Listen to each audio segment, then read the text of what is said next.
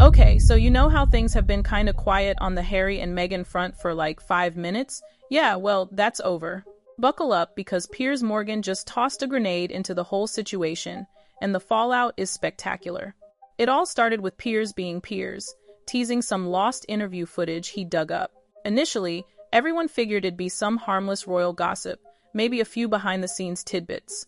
But then boom, he drops this clip, and it's like the internet spontaneously combusted. The clip itself is super low quality, grainy, the kind of thing that makes you wonder if it was filmed with a potato. But the audio? That's what matters. It's Piers interviewing someone with their face blurred and voice disguised at first. You think it's just some random palace aide or producer. Then the audio clears up and you hear this one line, just 6 words. She always said her plan was bigger than Harry. And that, my friends, is where the crazy starts. Apparently, Meghan went absolutely ballistic when she found out about it. I'm talking full-on volcanic eruption, according to sources close to her. And honestly, you can see why. For years, she's been crafting this narrative of being a naive, loving woman who just wanted to support her husband and got unfairly targeted by the royal family and the British press. This clip throws a wrench into that whole story. Suddenly, everyone's a royal expert again. YouTube is flooded with analysis videos, body language experts are dissecting Harry's every twitch, and hashtags like #Megasit2, 0, and #BiggerThanHarry are trending worldwide.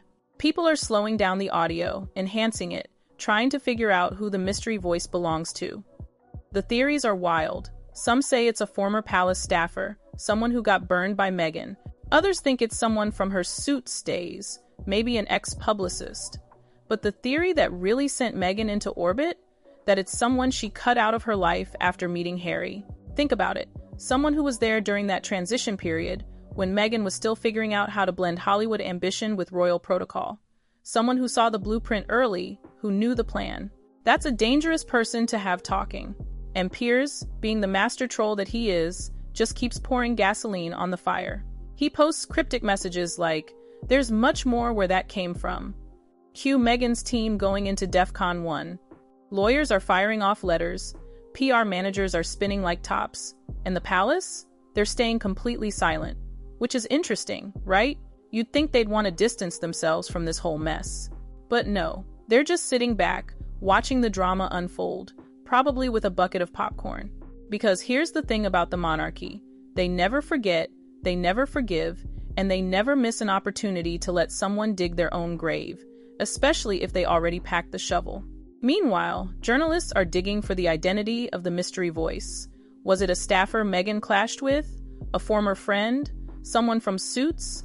An ex-publicist? Or someone she cut out of her life after meeting Harry? And while everyone speculates, Piers keeps teasing more audio, more context, more stories that never made it to air because the palace intervened. It's a total media circus, and Piers is the ringmaster. The real bombshell isn't just that someone accused Meghan of having ambitions. It's that someone credible said it on tape to a major broadcaster, and the clip got buried. That raises a lot of questions. Who signed off on burying it? Why? And what else is out there? Her lawyers are reportedly in overdrive trying to figure out how the footage resurfaced and whether they have any legal grounds to shut it down. But the internet is undefeated. Once something's out there, it's everywhere. Screenshots, mirrors, backup copies. Meghan's lost control of the narrative again, and the questions people are asking are brutal. If this was nothing, why was it buried? Who was protecting her? And the one that probably stings the most, did Meghan always intend to outgrow Harry? Even Harry's looking rough these days. His expression at a recent event has become a meme, with people saying he looks hollow and deflated. It doesn't matter if it's true, it looks true. And in the world of media, that's often worse. Piers is just loving this, man. He's on TV, smirking, sipping tea, dropping little digs like, "You think that was the only recording? You think she told people the whole truth?" It's peak Piers, messy, petty, but you can't deny it's entertaining. But for Meghan, this isn't a joke. This is war. She's not just fighting Piers, she's fighting the public's perception, the palace's silent judgment, maybe even Harry's patience, and the growing feeling that someone in her inner circle isn't on her side anymore. But here's where it gets really crazy. The internet found the voice, And I don't mean they guessed, they found it. Some random TikTok account with like 3,000 followers drops a side-by-side comparison of the mystery audio with an old panel discussion Meghan did years ago. And dude, it's the same. Same cadence, same little breath she takes, same way she emphasizes the last word of a sentence. Within hours, voice analysis confirms it. Twitter goes nuts. And within 3 hours, the name is everywhere. And it's not some random person. It's not a distant coworker. It's someone who knew Meghan before the fairy tale, before the palace, before the titles, before the global brand. It's someone who helped shape her early public image, someone who saw how she planned her career moves, someone who was part of her inner circle when she was transitioning from Hollywood actress to royal hopeful. Think about that. If this person is talking now, it means the old guard is breaking ranks, and Meghan knows exactly what that means. The memoirs, the interviews, the rumors about former friends selling stories, all of it suddenly feels closer, more real. By sunrise, her lawyers are firing off inquiries to everyone they can think of, networks, producers, former staffers. Meanwhile, Piers is just eating popcorn. When asked about the leak, he just shrugs and says, "I didn't name anyone. The public did. It's not my fault if they have good ears." Then comes the kicker. He leans forward, gives that classic smarmy Piers smile, and says, "And now, let's move to clip number 2. No intro, no build-up, no mercy." The screen cuts to another grainy segment from the same unaired interview. This time, the mystery insider leans forward. You can't see their face, but the audio is crystal clear. She always said the goal wasn't to join the royal family. It was to outgrow them. 5 seconds. That's all it took. And the room behind Piers erupts. His staff is gasping. Phones are buzzing. Social media detonates. Meghan's team, they don't gasp. They go into full shutdown, full lockdown, full digital triage. They're monitoring search engines, checking in on old acquaintances. Their crisis lawyers are on calls until 3 a.m. And the palace? Still silent. That's what's terrifying them. Even when the palace wants to distance itself, they usually leak something through a friendly reporter, a little "move on, nothing to see here" kind of message. This time, nothing, which means they're not stepping in to protect anyone. Or, and this is the fear behind Meghan's frantic phone calls, maybe they know what else is on those tapes. If this insider gave 2 explosive clips, they might have given 20. Piers knows the value of timing. The media frenzy is spreading. Morning shows are debating what it all means. Even networks that are usually friendly to Meghan are carefully choosing their words, like they know which way the wind is blowing. Commentators are picking apart the phrase, outgrow them. Was it ambition? Resentment? Strategy? A blueprint? Meanwhile, journalists are digging into the insider's relationship with Meghan, looking for any sign of a falling out, bitterness, financial problems, because the story isn't just what they said, it's why they're saying it now. And the weirdest part? Trevor Engelson, the ex-husband whose silence has always been suspiciously perfect, suddenly pops back into the search trends. Not because he's spoken, but because people noticed he turned off all Instagram comments the moment the Piers clip hit. Then he went offline. If Meghan was spiraling before, that pushed her over the edge. She knows exactly what Trevor could say if he ever chose to. She knows what he saw back in the early days, and she knows how badly the public wants to hear it. Her team reached out to him. It wasn't a friendly, hope you're okay call. It was business, damage control, containment, urgency. Because if one insider flipped, who else might? Piers, smelling blood, closed his next broadcast with the most chilling tease yet. We haven't even gotten to the real part of the interview. The internet froze. If what we've seen already is the warm-up, what the hell is in the rest of that footage? Meghan's PR operation is in full meltdown. Frantic messages, rapid rebuttals, angry corrections to headlines. But even loyal outlets are hesitant, because no one wants to defend someone when they don't know what bombshell is coming next. The next day, a reporter outside Meghan's Montecito home described the scene. Security pacing, cars coming and going, lawyers arriving, lights on in every window. Inside, a crisis meeting with one question hanging over the room. How do you fight a ghost from the past when the world is rooting for them to talk?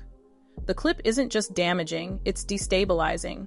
If Meghan did always plan to outgrow the monarchy, then her entire narrative, the victimhood, the innocence, the confusion, starts to fall apart.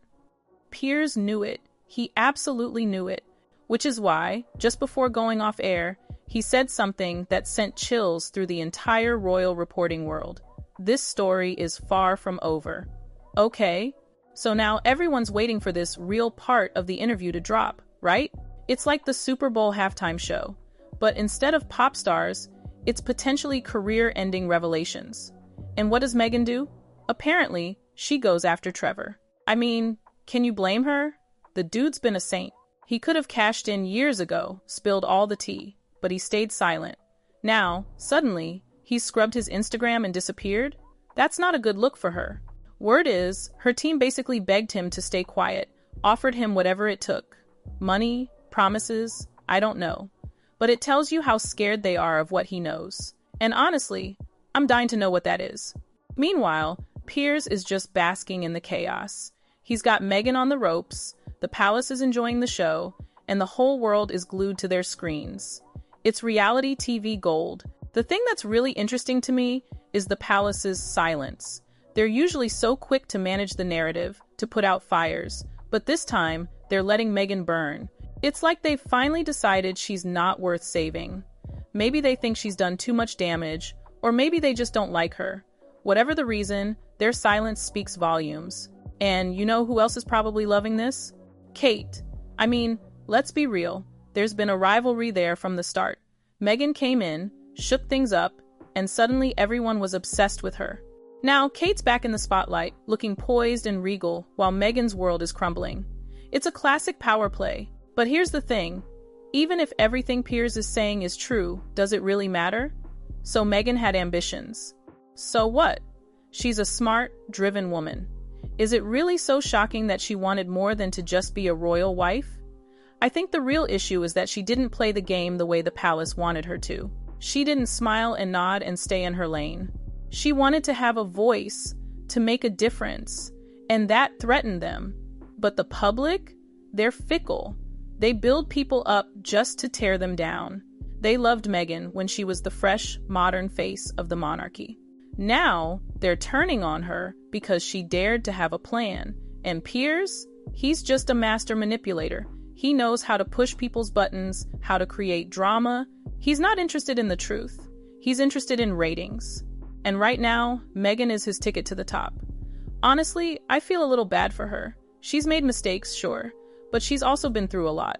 She's been vilified by the media, attacked by the royal family, and betrayed by people she trusted. It can't be easy, but she's also not exactly innocent in all this. The way she's played the victim card, the constant complaining about the press, it's gotten old. People are tired of hearing about it. They want her to move on, to stop blaming everyone else for her problems. And maybe that's what this whole thing is about. Maybe the universe is telling Meghan that it's time to change her strategy. Time to stop fighting the past and start building a future. Time to be honest with herself and with the world. Or maybe it's just another chapter in the never-ending saga of the royal family. A story of ambition,